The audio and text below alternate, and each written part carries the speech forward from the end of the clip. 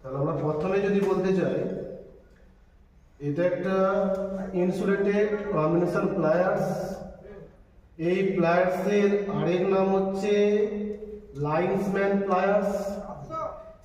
এই ইনসুলেটেড যে combination pliers হয়, এই প্লায়ার্সের অনেকগুলো কাজ আমরা একসাথে করতে পারি। যেমন প্রথমে যদি আমি বলি হোল্ডিং, কোনো জিনিসকে হোল্ডিং করতে পারি।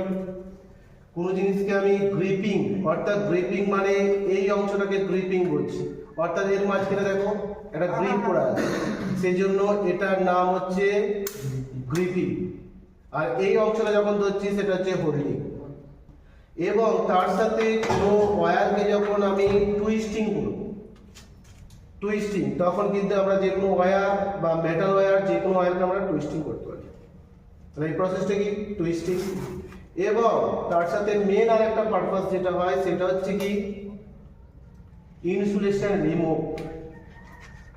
ইনসুলেশন রিমুভ এটা হচ্ছে এই insulation remove, twisting, bending, gripping and insulation remove, এতগুলো কাজ একসাথে করার জন্য এই প্লায়ার্সটার নাম হয়ে গেছে ইনসুলেটেড কম্বিনেশন প্লায়ার। এখানে কম্বিনেশন মানে অনেকগুলো একসাথে কাজ করার জন্য।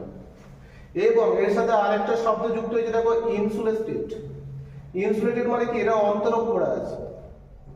এবং এই অন্তরকের জন্য যেহেতু এটা একটা মেটাল, এই কম্বিনেশন প্লায়ারটা কি একটা মেটাল, এবং এই মেটালটা যেটা তৈরি হয় সেটা হচ্ছে ভ্যানেডিয়াম স্টিল, ক্রোমিয়াম ভ্যানেডিয়াম স্টিল হয়।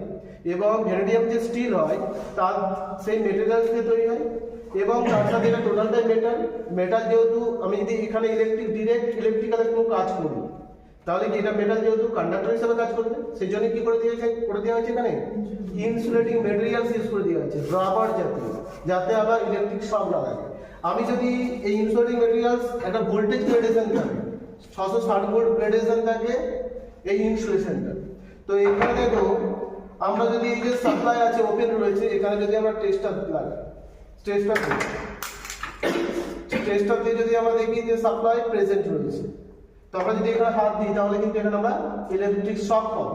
কিন্তু আমরা যদি কম্বিনেশন প্লায়ার দিয়ে ধরি আমরা কিন্তু শক পাবো না। তার কারণ কি, ইনসুলেটিং করা আছে। ইনসুলেটিং করা আছে অর্থাৎ ইনসুলেট করা আছে। এবং আরেকটা কি, এটা দেখতে কিরকম, সিজার টাইপ, কাঠির মতো দেখতে না? এর শেপটা যদি আমরা বলি সিজার টাইপ। আর এটার যদি আমরা মেজারমেন্ট করি, কিভাবে মেজারমেন্ট করবো, একদম এই অংশ থেকে ইনসুলেটিং যে হ্যান্ডেল শেষ হয়েছে সেই অবধি, এটা টোটাল 200 mm রয়েছে। তাহলে আমি টোটাল লেন্থটাকে নিয়ে ইনসুলেটেড কম্বিনেশন প্লায়ার্সের টোটাল ডিটেলস আমি পেয়ে যাবো যে কত mm রয়েছে একটা ইনসুলেটেড কম্বিনেশন প্লায়ার্স। এবং আরেকটা জিনিস কি, এই সামনের অংশটাকে আমরা যদি অ্যারো চিহ্ন দিয়ে দেখি, বা এই সামনের অংশটাকে বলা হয় জব, এই অংশটাকে বলা হয় পিভট পয়েন্ট, এই অংশ দুটোকে বলা হয় ইনসুলেটেড হ্যান্ডেল বা হ্যান্ডেল বলা হয়। ওকে।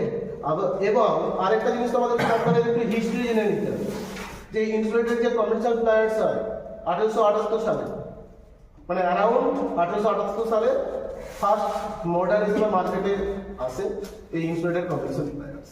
ওকে। নেক্সট দেখো স্ক্রুড্রাইভার বিভিন্ন টাইপসের আছে, বিভিন্ন টাইপসের আছে স্ক্রুড্রাইভার। লং আছে, দেখো এই টাইপের স্ক্রুড্রাইভার আছে, এই টাইপের স্ক্রুড্রাইভার আছে, বিভিন্ন টাইপের স্ক্রুড্রাইভার আছে। এখানে আমরা 2 টাইপের স্ট্যান্ডার্ড স্ক্রুড্রাইভার দেখতে পাবো, যেখানে একটা ফ্লিপ টাইপ আর একটা কি ফ্ল্যাট টাইপ, বা স্ট্যান্ডার্ড যেটা বলছি আর একটা কি ফ্লিপ টাইপ। যেটা ফ্ল্যাট টাইপ হয় সেটা হচ্ছে সিঙ্গেল স্লট। সিঙ্গেল স্লট মানে আমরা যখন কোনো হচ্ছে স্ক্রুকে আমরা লুজ অ্যান্ড টাইট করব, তখন যদি যদি হেড যেটা রয়েছে, স্ক্রুর হেড মানে কোনটা, এই অংশটা, সেটা যদি সিঙ্গেল থাকে, নেগেটিভ স্লট থাকে, তাহলে তার ক্ষেত্রে আমি যে স্ক্রুড্রাইভারটা ইউজ করবো সেটা কি টাইপ, ফ্ল্যাট টাইপ। তাহলে সেখানে আমরা ফ্ল্যাট টাইপ ইউজ করবো। যদি কোনো স্ক্রুতে আমরা যদি পজিটিভ সিম্বল স্লট হেড দেখি, তার ক্ষেত্রে আমরা স্ক্রুড্রাইভার ইউজ করবো কি ফ্লিপ টাইপ বা স্টার টাইপ। আর এই স্ক্রুড্রাইভার ইউজ করার আগে তোমাকে জানতে হবে যে স্ক্রুটা কি টাইপ আছে। আমি স্ক্রু জানলাম না, স্ক্রুড্রাইভার নিয়ে চলে গেলাম, দেখা যাবে যে নিয়ে গেছি ফ্লিপ টাইপ, দেখা গেছে যে সেখানে রয়েছে সিঙ্গেল স্লট রয়েছে। তাহলে তুমি যখন স্ক্রুকে লুজ আর টাইট করবে তখন তোমাকে আইডেন্টিফিকেশন করে নিতে হবে যে কোন ধরনের স্ক্রুড্রাইভার ইউজ করবে।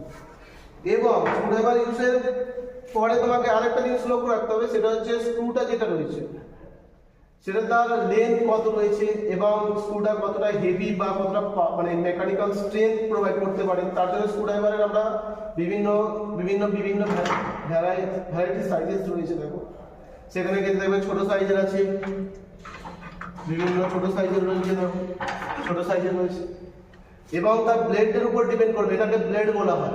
এরপর আমি বলে দিই স্পেসিফিকেশনগুলো বলে দিই। স্ক্রুড্রাইভার যে স্পেসিফিকেশন সেটা হচ্ছে স্ক্রুড্রাইভার স্টিলের তৈরি হয়, স্টেনলেস স্টিল। এই সামনের অংশটাকে বলা হয় যেটা চওড়া, সেটা হচ্ছে ব্লেড। সামনের অংশটাকে বলা হয় টিপ, এটাকে বলা হয় হ্যান্ডেল, এটাকে বলা হয় স্যাং। তো স্ক্রুড্রাইভারের ব্লেড অনুযায়ী তোমাকে কিন্তু যে স্ক্রুটা রয়েছে সেটা কি টাইপ স্ক্রু আছে সেটাকে আইডেন্টিফিকেশন করতে হবে। তার সাথে আইডেন্টিফিকেশন করতে হবে কি যে তার ব্লেডটা কত চওড়া আছে সেটা আইডেন্টিফিকেশন করতে হবে। সেই অনুযায়ী স্ক্রুকে আমরা লুজ অ্যান্ড টাইট করতে পারি।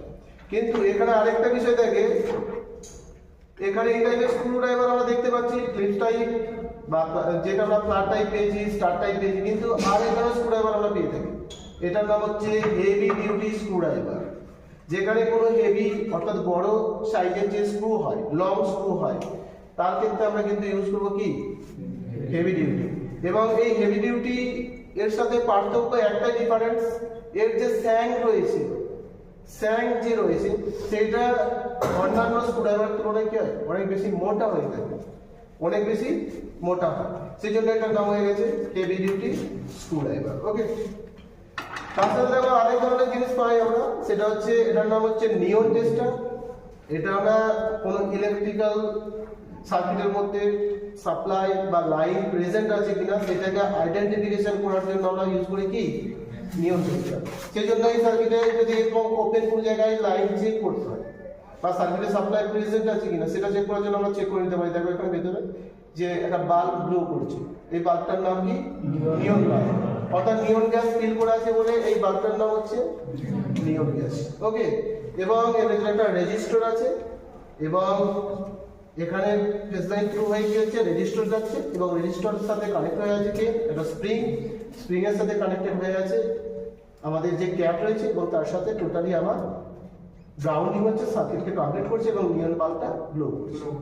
ওকে, এটা হচ্ছে নিয়ন টেস্টার। এবং এই নিয়ন টেস্টারটা আমরা স্ক্রুড্রাইভার হিসেবে ইউজ করতে পারি না, আমরা এটাকে কখনোই স্ক্রুড্রাইভার হিসেবে ইউজ করবো না। আমরা শুধুমাত্র এটা ইউজ করবো কি পারপাসে, কোনো সার্কিটের লাইন প্রেজেন্ট আছে সেটার জন্য এটা ইউজ। এটা নয় যে আমি কোনো স্ক্রুকে লুজ অ্যান্ড টাইট, এর ক্ষেত্রে এটা স্ক্রুড্রাইভার যে নিয়ন টেস্টার রয়েছে এটা ড্যামেজ হতে পারে। তো পার্টিকুলারলি বিভিন্ন জায়গায় যে সমস্ত জায়গায় স্ক্রু থাকবে তার স্পেসিফিকেশন স্ক্রু অনুযায়ী তোমাকে স্ক্রুড্রাইভার ইউজ করতে হবে। ওকে।